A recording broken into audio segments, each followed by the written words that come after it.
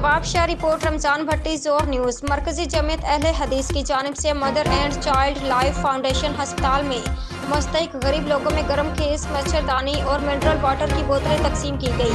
तफसीलात के मुताबिक गुज़श्ता रोज़ मरकजी जमीयत अहले हदीस की जानिब से ज़िली अमीर सैफुर रहमान आराई के ताउन से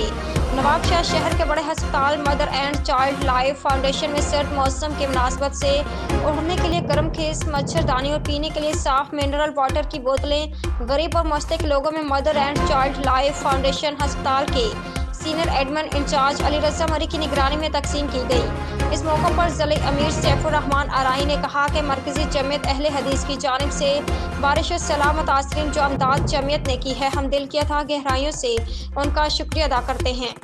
मदर एंड चाइल्ड अस्पताल के सीनियर एडमिन अली रज़ा मरी का कहना था कि आज जो काम इस जमात ने किया है वो वाकई ही अपनी मिसाल आप है। इस जमात ने भला किसी रंग और नस्ल के महजब और फुरका वारियत के बेलौस खिदमत की है और ये एक इंसान की बेहतरीन मिसाल है और मैं इस बेहतरीन अमल पर मरकजी जमीयत अहले हदीस पाकिस्तान का और उनकी ज़ली क़यादत का मशकूर हूँ, जिन्होंने इस कार्य खैर में बढ़ चढ़ कर गरीब मुस्तहिक लोगों की मदद की है।